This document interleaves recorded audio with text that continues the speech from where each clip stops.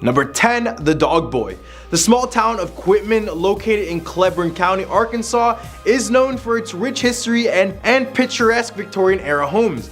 However, among these charming homes lies a dark history that has led to the town being known for its haunted houses. One such house is the Beatis house, a large home on Mulberry Street. This house has had a long and troubled history dating back to the late 19th century.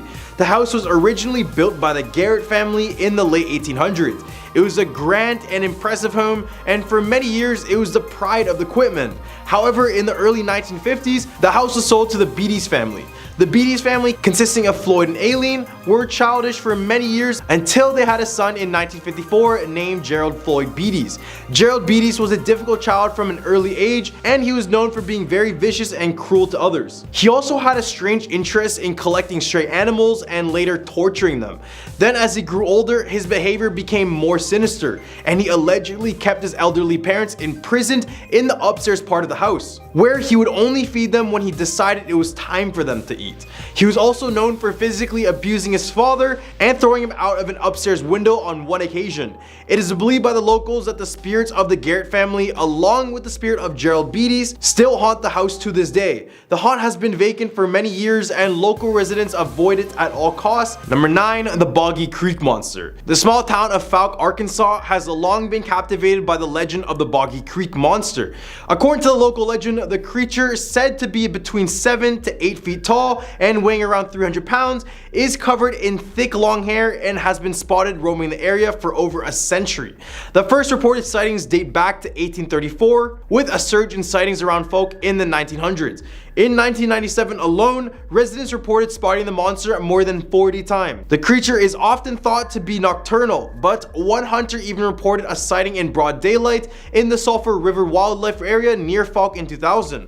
The legend of the Boggy Creek Monster has been the subject of several films, with the most notable being 1973's The Legend of Boggy Creek. The movie, which centers around a supposed encounter with the beast by Bobby Ford, was most likely shot on location in Fouke and brought the legend to the attention of millions of people. The film also brought an economic boost to the region, with many cast members being locals or nearby college students. The famous encounter that the film is based on actually occurred in 1971. The Fords claimed that the Boggy Creek Monster attacked their home late on the night of May 1st. According to Elizabeth Ford, the creature reached through her screen window but was chased away by Bobby and his brother Dan. Unsatisfied, the monster reportedly returned shortly after midnight and tossed Bobby to the ground. Bobby was taken to the St. Michael Hospital in Texarkana and treated for large gashes across his back.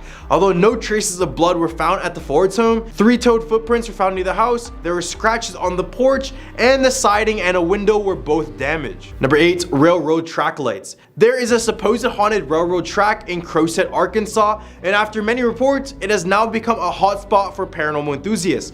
According to the locals, a ghostly light appears to move up and down the tracks as if it's being held by a disembodied spirit. Some local residents claim that the source of this ghostly light is the spirit of a man who was hit by a train and decapitated, and now his ghost walks these tracks searching for his head. This is what it kind of looks like. Oh my god, it's bright. Daddy, I'm scared. No, I'm not kidding, Daddy, I swear. It's in the middle of the road. No, I'm not kidding. I'm not.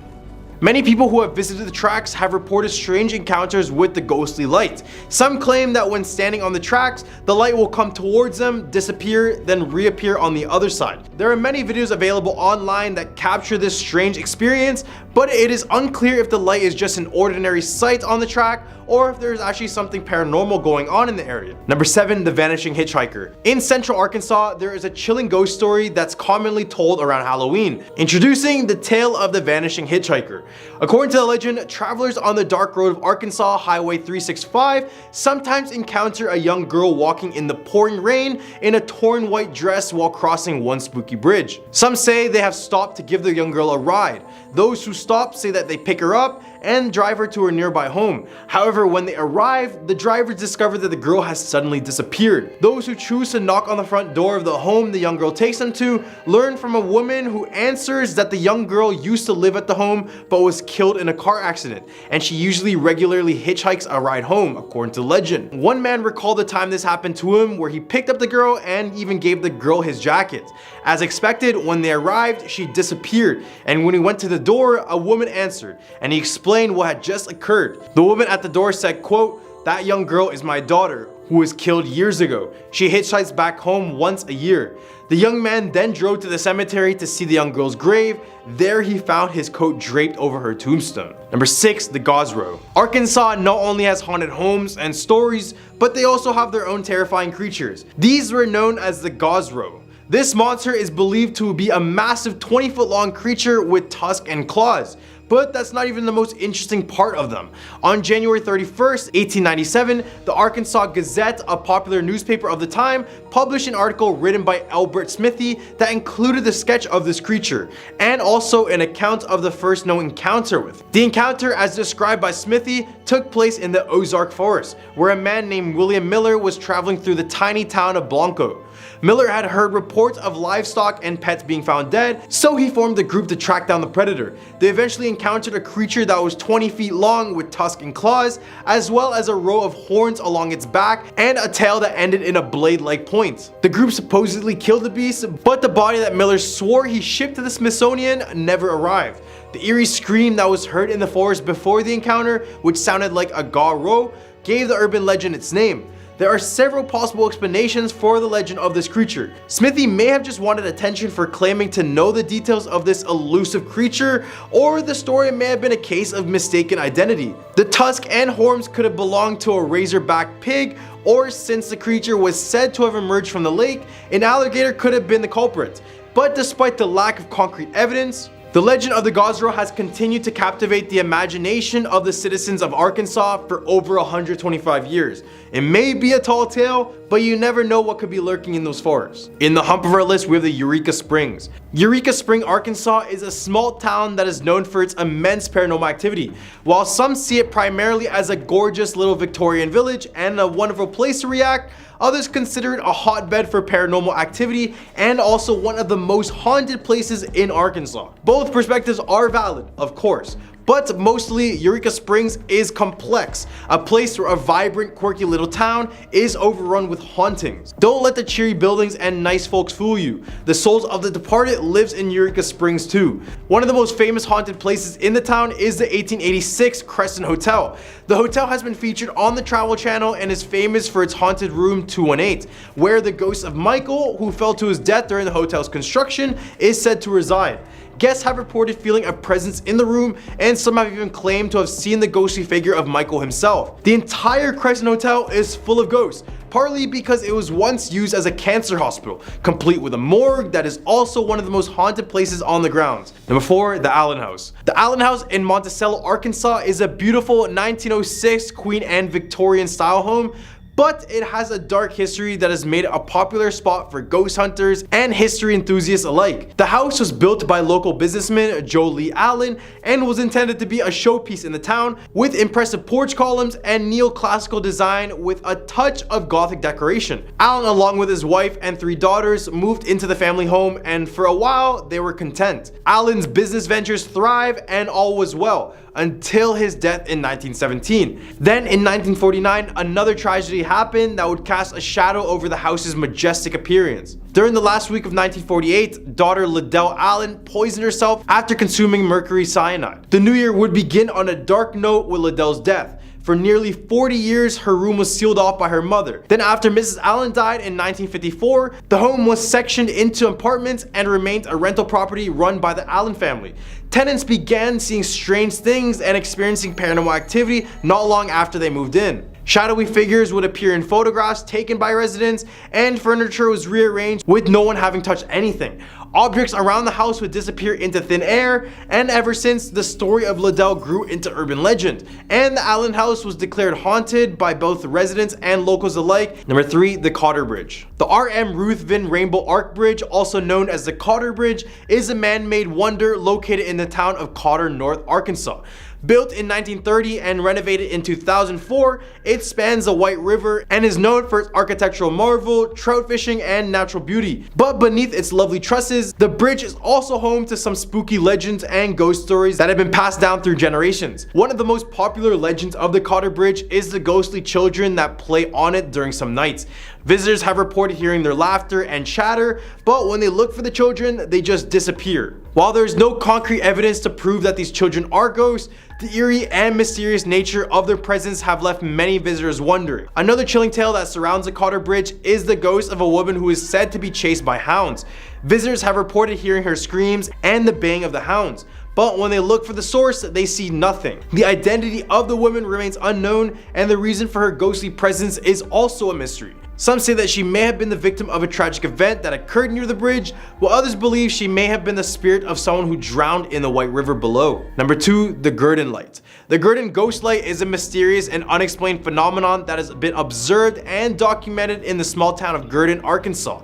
The light, which is said to be an eerie white-blue color that sways back and forth and moves around on a horizon, has been reported by locals and tourists alike. One popular legend surrounding the light is that it's the ghost of a railway worker who was killed on the job. According to this theory, the ghost is said to be carrying a lantern and roaming the tracks, searching for something. Another theory suggests that the light is the ghost of a railway worker who fell in front of a train and lost his head, and the light is coming from the lantern he carried in life as he searches for his missing head. While the true origins of the Gurdon Light ghost are unknown, there are a few natural theories as to what it might be. Some scientists have suggested it could be caused by highway lights reflecting through the trees, but historians and local residents disagree, as the light has been reported since before the highway was even built. Number 1, the Pea Ridge National Military Park. The Pea Ridge National Military Park in Arkansas is a place where history and a mystery collide. The battlefield is a haunting reminder of the brutal and bloody battle that took place here in 1962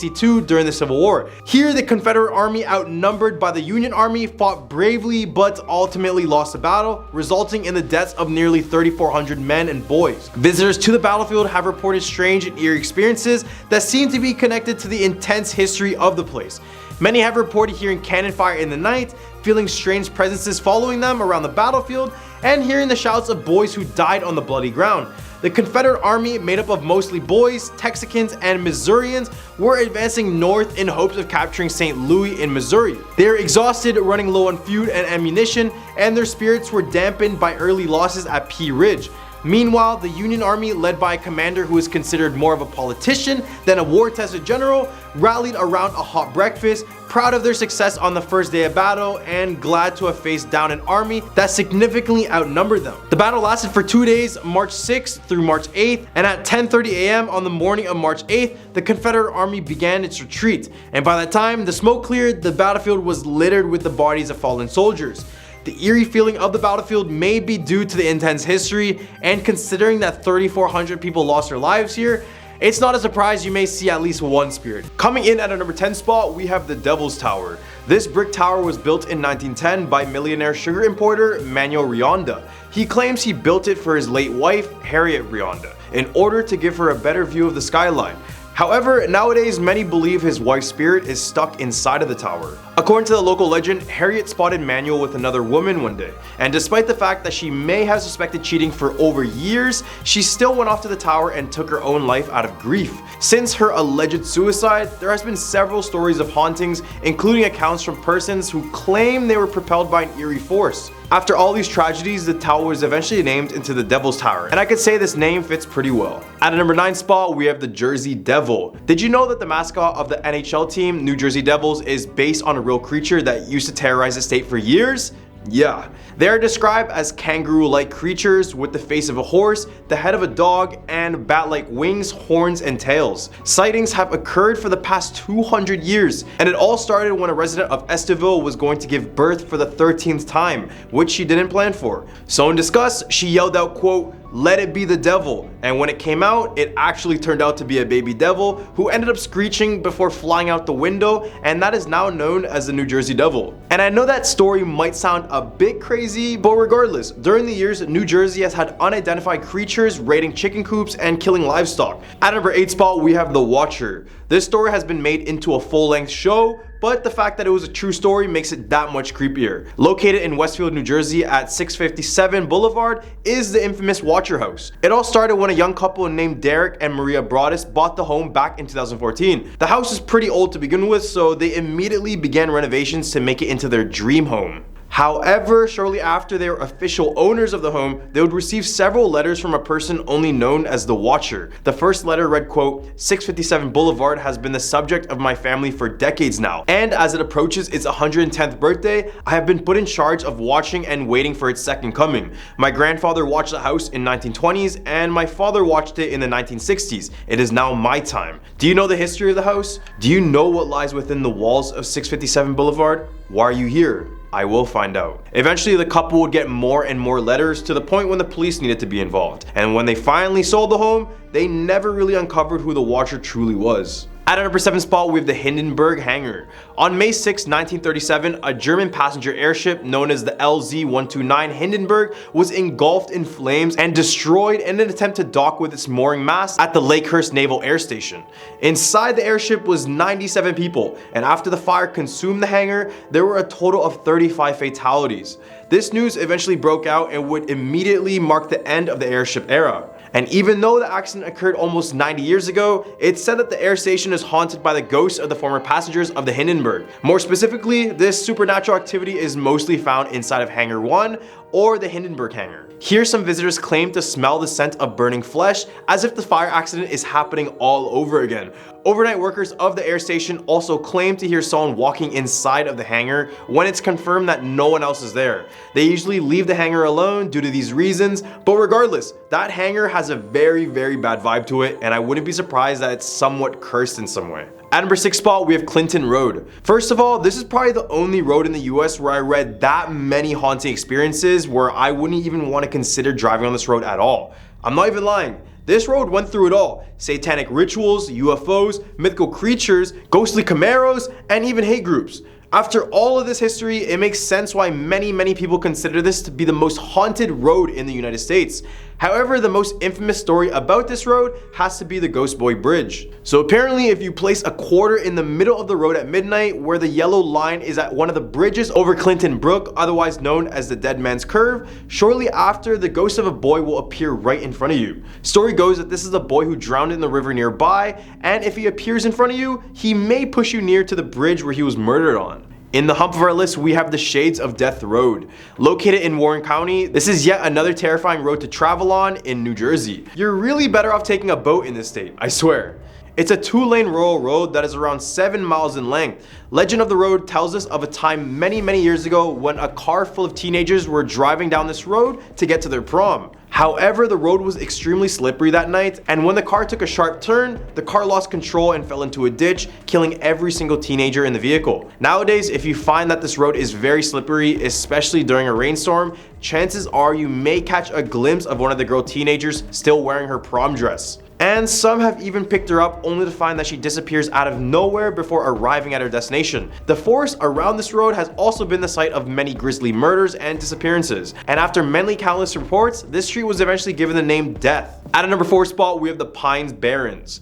Over 1 million acres and 7 counties in New Jersey make up the densely forested Pine Barrens. During the colonial era, the region was home to numerous enterprises, including paper mills and even sawmills. When coal was eventually discovered to the west in Pennsylvania, people eventually left the mills and neighboring communities, leaving behind ghost towns and some claim a few paranormal wanderers. The Jersey Devil is without a doubt the most well-known inhabitant of the Pine Barrens. The monster, which had leathery wings and hooves, was said to have been Deborah Lee's 14th child and born in 1735. Since then, has been terrorizing South Jersey homeowners and killing cattle after flying up the Lee's chimney and into the Pine Barrens. Eventually, a bounty was out for the devil, but no one was able to capture it, and has since remained a mystery ever since. At a number 3 spot, we have the Flanders Hotel. Alongside Jersey Shore is the infamous Flanders Hotel on 11th and Boardwalk in Ocean City. This hotel was first completed in 1923, and after its opening, it immediately became very famous among tourists and locals alike. I mean, it had property alongside the boardwalk and was very modern compared to the other hotels in the time. However, as the guests started to pile up at this hotel, many would be leaving with an experience they didn't expect. It was found that there was hundreds of reports claiming that the hotel had supernatural activity within it. However, the most common story is that of a ghost of a young woman looking for something in the hotel. Many people claim to see this woman in white wearing a wedding gown who always seemed to be looking for something on the floor. The story goes that this woman was named Emily, and during World War I, her husband never ended up returning. So it's said that her spirit is still at the hotel in hopes that her husband will finally return and she will find the ring that he was going to give her. At number 2 spot, we have the cave grave. In the town of Newton lies a quiet small graveyard situated alongside Route 621. Though the majority of the stones from the 19th and 20th century are upright limestone or granite, there is one memorial that is quite unique from the rest. It is a headstone located about 50 yards outside the cemetery's boundaries, which actually closes the entrance to a cave. Inscribed on the stone are the names of James, Margaret, and J. Howard Lewis, and the year 1909. Story goes that all 3 of these people were young children when they passed away. It all started when Margaret went into the cave and eventually got lost. So the boys decided to go in as well to save their sister, but they would meet the same type of fate and disappear into the cave's abyss. After several rescue missions were done, the bodies of the children were just never found. Many cave explorers claim that the cave has some of the most supernatural activity within it. Many people claim to hear the voices of these children, while others claim that Margaret is haunting the cave by appearing to explorers in her dirty dress. All the way at our number 1 spot, we have the Trenton Psychiatric Hospital. Trenton Psychiatric Hospital, originally named New Jersey State Lunatic Asylum, has a long history of helping mentally ill patients and even harming them. The hospital opened in 1848 and welcomed 86 patients. The first superintendent, Horace, was a good man and provided excellent care for all the people in his custody. Then it took a turn for the worse when Dr. Henry Cotton took over. The doctor believed he could cure mental illness by removing organs. He believed that infections caused mental illness, so he tested it by removing his patients' teeth, limbs, or any body part with slight signs of infection. This would cause dozens of patients to pass away, and many claim that you can hear the screams of his patients inside of the walls of the hospital to this day. Others even claim to see the apparition of Dr. Cotton himself and other ghosts with missing limbs. Unfortunately, after his passing in 1933, a review found his medical procedures caused 45% of his patients to perish. The irony was, the doctor was clinically insane as well. At our number 10 spot, we have the Candy Lady. In the early 1900s, children in the rural town of Terrell, Texas started to go missing. Some of the residents blamed it on the Candy Lady. The story says that she would go around leaving candy on children's home windows just before bedtime. As the parents began to fall asleep, it'll encourage children to grab the candy, but as they try to grab it, the lady grabs them and feasts on their sugar-laden blood until there isn't any left. A farmer allegedly found rotten teeth on his farm and later found the body of a boy with his pockets stuffed with candy. Many people believe that Candy Lady is in fact real and went by the name of Clara Crane. Clara Crane was accused of poisoning her husband back in 1895 with poison-laced caramel candies. But that's not all. 5 years before the incident, Crane's 5-year-old daughter passed away from unknown causes, which many believe that she poisoned her daughter as well. At our number 9 spot, we have La Llorona. This legend originates from El Paso, Texas. Almost all Latin cultures know the story of La Llorona, and the people of El Paso are no exception to that. La Llorona directly translates to the weeping woman, which perfectly describes the behavior of this malevolent spirit. She is said to haunt the riverbanks of the Rio Grande, where she is searching for her 2 children whom she had already drowned in that very river. Now there are many iterations of the story, but I'll just mention the most popular one. The legend goes that a lady found her boyfriend with another woman. After a heated argument between the two, the woman was heartbroken and wanted to get revenge, so she took the children and proceeded to drown them in the Rio Grande River in Texas. It's also said that when she was done throwing her children into the river, she went back to her lover's home with a bloody wedding gown, showing her she would do whatever it took to be with him. It's said to be the reason why many children disappear in that very area, and she supposedly takes other children to fill the void she lost. So if you're in the area, beware of a woman weeping in a wedding gown who is sitting by the Rio Grande. At number 8 spot, El Cucuy. This creature is known as South Texas' official boogeyman. There are many versions of El Cucuy since it already originates in Mexico as well. It's said that this monster kidnaps children who misbehave and takes them back to the mountain where he lives to devour them. He appears as a hairless creature with an enormous head that dwarfs his spider-like body. He also has these large red glowing eyes, red ears to hear everything, and razor-sharp fangs and claws to accompany that. The origin of El Cucuy goes that a man was suffering with tuberculosis. Desperate to cure himself, he fetched an African witch doctor. The doctor told him to drink a child's blood, but as he did, he started to turn into the monster described. Ever since, he has a never-ending thirst for children's blood. At our number 7, we have the Screaming Bridge. In North Arlington, Texas, 50 years ago, there was a group of teenage girls girls driving home from a football game. The bridge was designed to only fit one car at a time, and I know, what a dumb bridge, but this was in the past and I'll give them the benefit of the doubt. The girls weren't paying attention and went full speed over the bridge until a car with no headlights struck them head on, with all of the girls passing away. Some say when they go near the bridge they can hear the distant screams sounding like the girls before they passed away. As well, if you go over the bridge and look down at the water below, you can see the tombstones of all the girls with their names and birthdays written on it. At number 6 spot we have the Goatman's Bridge. Why are there so many haunted bridges? Like, I don't get it. But in Denton County, Texas lies the Goatman's Bridge, which was built in 1884. This bridge is supposedly haunted by the ghost of the Goat Man. The story goes that a black goat farmer named Oscar Washburn was renowned for quality meat, milk, and cheeses, and then he moved with his family just north of the bridge. Except when he arrived in this area, he was instantly the target of racial hate crime. The racist townfolk came together and burned down the farm with the family inside. They then threw Oscar's body over that very bridge.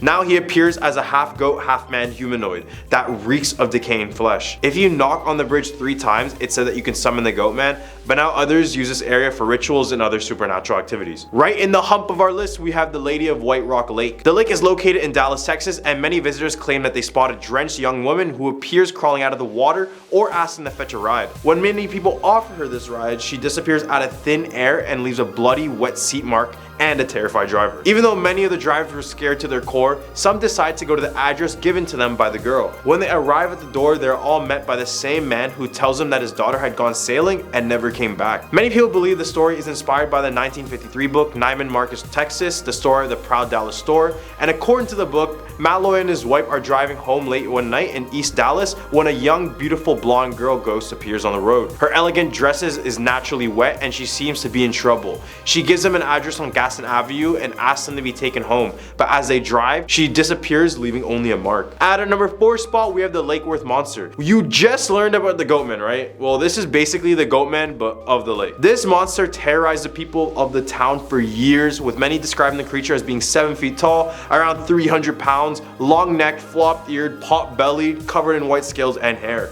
I swear I just described Shaquille O'Neal. The monster was supposedly captured on camera, but you guys be the judge of that one. It looks like a 2-year-old drew on a camera lens on a potato with a crayon and then took this photo.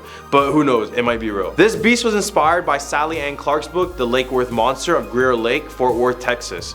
In the book, the monster jumped on the hood of someone's car and shook up the car so badly that they got caught in a bad accident. The people described it being a 7 feet tall being covered in scales and fur and resembled a half goat and half man. Pretty scary if you ask me. All the way at our number 3 spot, we have the Donkey Lady. The Donkey Lady of San Antonio, Texas dates all the way back in the late 1800s. The Donkey Lady was once a beautiful woman with children and a husband, but one day in a rage, the husband burned down the house with the children and wife still inside. The children passed away, but however, the wife managed to survive, but suffered greatly from this. Her toes and fingers would be fused together in a hoove-like way, and her face was melted and sagging, inspiring the Donkey Lady name. There's a bridge in South San Antonio named the Old Applewhite Bridge, or the Donkey Lady Bridge. This is the bridge she went to crown after this horrible tragedy. Now it's said if you go to the bridge after midnight and call out the Donkey Lady, she will appear just before you. Some have claimed she had run at people who call out her name, or sometimes just stalks in the forest line waiting for the perfect opportunity to strike. At number 2 spot, we have the girl who danced with the devil. The story takes place in the 1970s in San Antonio, Texas, with a young Mexican girl named Rosa. One day the girl wanted to attend a dance at a nearby nightclub named the El Cabroncito. However, the parents were very strict and didn't want her anywhere near the nightclub. Despite their orders, she snuck out of her house and traveled all the way to the nightclub where she could finally have her dance. At the club, Rosa was approached by this very tall, charming, and well-dressed man who asked her permission to dance. When they began dancing, Rosa was terrified when she discovered he had goat hooves instead of feet. When she screamed in terror, people in the club started to chase him out, but as he got close, he vanished out of thin air, leaving a trail of smoke and the smell of sulfur. Double activity if that wasn't enough. It's said that the area surrounding the nightclub still smells of sulfur to this day. At a number 1 spot with El Muerto. El Muerto, otherwise known as the Headless Horseman of Texas, is a Texas legend that dates all the way back in the mid-1800s. The story goes that 2 rangers, Creed Taylor and William Bigfoot Wallace, were hunting a criminal known as Vidal along the Mexican border. Vidal had been wreaking havoc all across the state of Texas, so when the ranger caught them, they wanted to set an example. So they did just that and cut his head clean off. They then tied his head to the saddle saddle and sent his horse with the headless body running off into the night. Now the horse continued to explore the region with its headless rider. The tale of El Muerto began to grow after it was reported that both had been seen numerous times and that gunshots had no impact on either of them. Spotting El Muerto was thought to foreshadow bad luck because everyone who claimed to have seen him was struck with a series of bad luck and poor health following it. Number 10. The Red Lady of Huntingdon College. The Red Lady of Huntingdon College is a legendary ghost that is sent to haunt the former Pratt Hall dormitory at the Huntingdon College in Montgomery, Alabama. According to Wyndham and historian Daniel Barefoot, there have actually been 2 ghosts referred to as the Red Lady. The first Red Lady was described as a woman in a scarlet dress and parasol, who walked wordlessly in the halls of the women's dormitory, bathed in a red glow, due to her father's will specifying she attends her mother's alma mater.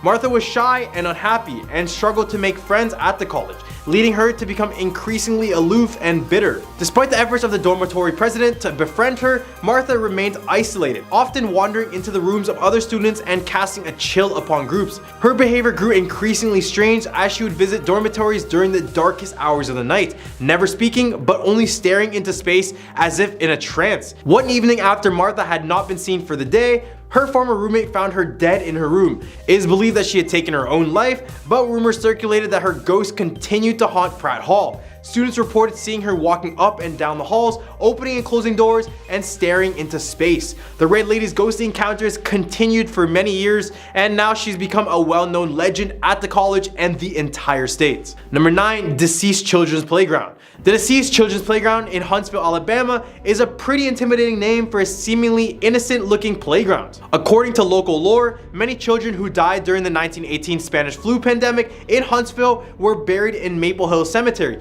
which adjoins the playground. Some people believe that the spirits of these children come out to play in the playground after dark, which has led many to report of unexplained movements and ghostly sightings in the area. For those who don't know, the Spanish flu pandemic was a global disaster, killing an estimated 50 million people worldwide, including many in Huntsville, where the disease arrived on September 25, 1918. Within the 10 days, it had spread to the general population, and hospitals were filled with patients, leading to doctors working long shifts to try to ease their suffering. As a result, many families were quarantined in their homes, and to prevent the spread of the disease, parents told children to keep the windows closed. This resulted in the rhyme, "I had a bird, its name was Enza, I opened the window and influenza." Although there is no official count of the number of children who passed away in Huntsville during the pandemic or how many people were buried in Maple Hill, it is likely that hundreds perished, leading to this park being extremely haunted. Number 8. Hell's Gate Bridge. Hell's Gate Bridge in Oxford, Alabama is considered to be the most haunted bridge in the state.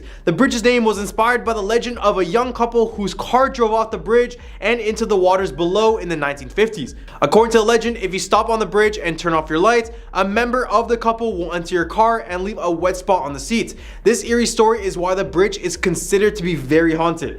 But it is not just a couple that haunts Hell's Gates Bridge. It is also said that if you stop on the bridge and look over your shoulder, the road behind you will resemble the fiery gates of hell.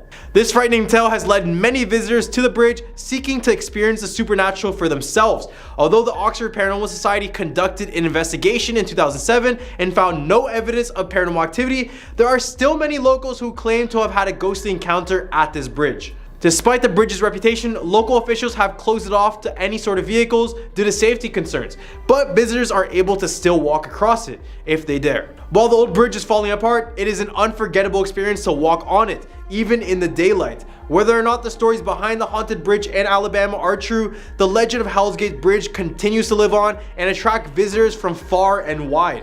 If you are brave enough to walk across this historic bridge, you will be forever changed. Number 7. The Sloss Furnaces. Birmingham, Alabama was founded in 1871 with the aim of becoming a major center for America's industrial age, taking advantage of its rich deposits of iron ore, coal, and limestone. The city was nicknamed the Magic City, and one of its key attractions was the Sloss Furnaces, built by James Wither Sloss in 1881. The furnaces were dangerous and men worked 12-hour days facing danger at every single turn. Many workers died from accidents, including falling into molten steel or suffering from carbon monoxide poisoning. There's even a story of a worker who was dragged into gears during his lunch break. The furnaces were known for paranormal activity as well, with reports of screams, apparitions, and the presence of slag, which is a cruel foreman. On September 9, 1887, worker Richard Jowers fell into molten steel and was incinerated. It is rumored that his bones were removed, but his remains were lost completely. Today, Slough Furnaces is a national landmark and still echoes with the sounds of his perilous past. It is possible that the workers who lost their lives at these furnaces still haunt the grounds, reminding the city of their sacrifice. Number 6. The Downey Booger. The legend of the Downey Booger dates back to the late 1800s in Winston County, Alabama. Known for its rugged men, whiskey, and Saturday night dances, Winston County was also infamous for the strange creature that had been sighted by John and Joe Downey while they were returning home from a dance. The creature, which had both human and animal-like features, had frightened the cousins' horses and caused them to run in the opposite direction. Later, a family returning from a church service and Jim Jackson, who was transporting moonshine to a mining town, also reported encounters with this creature. Jim Jackson fired twice at this creature, causing it to scream like a woman and limp on 3 feet. A posse formed to find this creature, but all they found were traces of blood leading from the sandbed to a distant cliff. The true identity of this creature still remains a mystery to this day, and its strange appearance and haunting screams continues to be retold among the residents of Winston County. In the hump of our list, we have the Alabama White Thing. The mystery of the Alabama White Thing has been the subject of much speculation and storytelling for nearly a century. Originating in the Triangle region between Morgan, Etowah, and Jefferson counties, this creature is described as being over 7 feet tall and covered in long white hair. It is known for its lightning fast speed and eerie screech that sounds like a woman's scream or a panther's roar. There has been numerous sightings of the White Thing in Happy Hollow, Walnut Grove, and Moody's Chapel. Some people believe it could be an albino Bigfoot or a large albino bear. Peter J. Gossett, a historian of Winston County, heard the story of the White Thing from his aunt, Fenata Martin Smith. She told him of a man named George Norris who had a close encounter with the creature in Enon Graveyard. According to Smith, Norris described the White Thing as having the appearance of a lion with a bushy, slick tail. He said it was looking at him when he woke up one morning to find it laying next to him, but it didn't seem to pose a threat. Number 4. The Drish House. The Drish House in Tuscaloosa, Alabama has a rich history that dates back to 1837. Built by Dr. John R. Drish, a physician and prominent home builder in the area, the 2-story Greek Revival style home was once part of a 450-acre plantation. Drish employed slave artisans for his plasterwork projects, and his success in the field led him to marrying a wealthy widow named Sarah Owen McKinney. But the Drish House is not just known for its rich history, but also for its notorious reputation as being one of the most haunted sites in Tuscaloosa. The spirits of the original occupants are said to still haunt the house, including Dr. Drish, Sarah Drish, and Catherine, which is the daughter of the Drish family.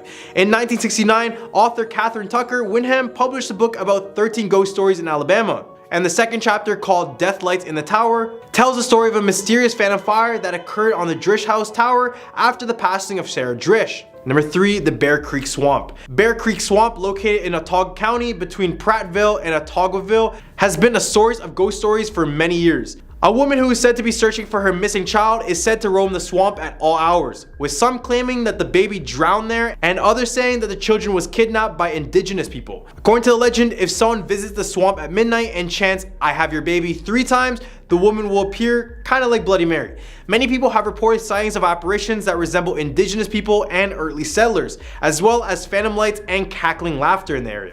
The legend of Bear Creek Swamp becomes more intriguing in November 2014 when the Autauga County Sheriff's Office recovered 21 dolls that had been mysteriously stuck into the marshland. Although the Sheriff's Office never determined who placed the dolls there, officials just believed it to be a Halloween prank. But was it really? Number 2. The Tuskegee Syphilis Experiment. This experiment was designed to observe the effects of syphilis when untreated. It was conducted in 1932 by the U.S. Public Health Service with 600 African Americans recruited from Alabama. The men consisted of 399 with latent syphilis and 201 as a control group with no syphilis. They agreed to the study because they were promised free healthcare, which they never got, and were originally told that they were being treated for bad blood. These men were given only placebos such as aspirin and mineral supplements, rather than being treated with penicillin, which was the recommended treatment at the time. Many participants of the study died, went blind, or got driven to insanity, while others suffered other severe health complications due to the untreated syphilis. The story ended up arising back in 1972, and by that time 28 more participants perished, 100 had passed away from related issues, 40 spouses were diagnosed with it, and the disease got even passed down to 19 of their children. Despite an apology from President Clinton in 1997, the damages had already been done. Number 1. Hugging Molly. The small town of Abbeville in Alabama is known for many things, but one of its most famous legends is that of Hugging Molly.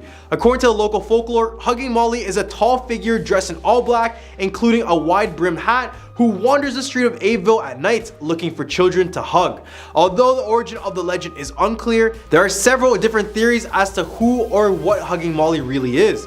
One theory is that Hugging Molly was a woman who lost her own child and as a result goes after the local children to make up for it. Another theory suggests that Hugging Molly was a professor at the Alabama Agricultural School and her intention was to keep the students safe by getting them off the streets at night. There's also others who believe that Hugging Molly was murdered in cold blood on the very streets she now haunts and is trying to fulfill something. Despite the frightening appearance of this haunting Molly, there has never been any reports of harm caused by her. In fact, she's almost a part of the community and town history, with local residents even being named after her. With so many different interpretations, it is really difficult to determine the truth behind the story of her.